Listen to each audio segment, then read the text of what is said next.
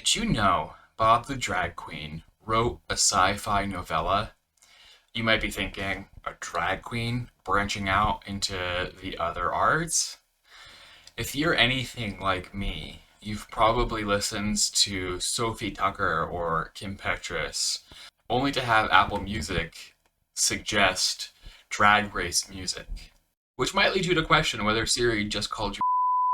Harriet Tubman, live in concert, a novel, follows Darnell Williams, a disgraced hip hop producer, as he has to help Harriet Tubman write her debut album. That's right. In this story, Harriet Tubman appears alive all of a sudden in the modern day. Other historical personages come back too, but no one's really sure why. Cleopatra, for example, becomes an Instagram model.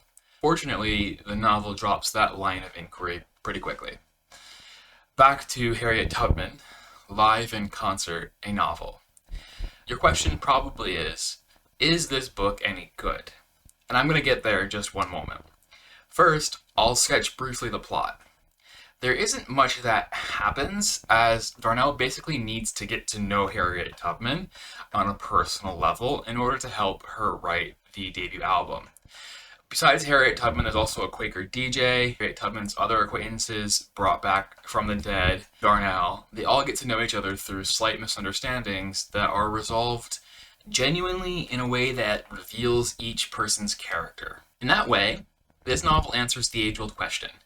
What would you do if you had to tell Harriet Tubman that you're a fat? Bob the Drag Queen actually confronts that question quite well. In fact, there's a lot of discussion about being black and gay in America that works. Darnell's reflection in the novel come across as appropriate for the action, endearing, and maybe surprisingly for a drag queen, thought-provoking. Bob the Drag Queen is even capable of talking about the legacy of slavery in contemporary America. And before anyone asks, do we need to keep talking about slavery? The answer to that question is a resounding yes, we do.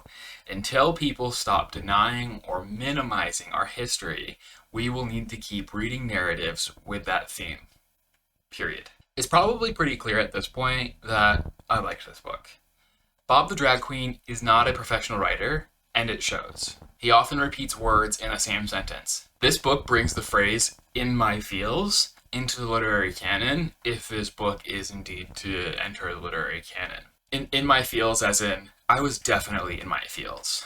But for all that, Bob the Drag Queen does what so many other authors fail to do. Write an interesting book. I couldn't stop turning the pages.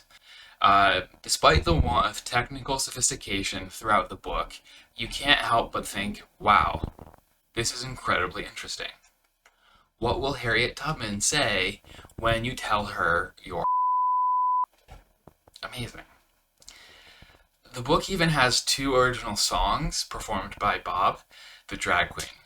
Queen of the Underground and Now I See. I'm going to go ahead and link to them right here so you can check them out. They're not great, but they're not terrible. So if you like sci-fi, queer stories, black stories, or drag race in general, I'd definitely check out this book. It's a lot shorter than most and a hell of a lot more readable.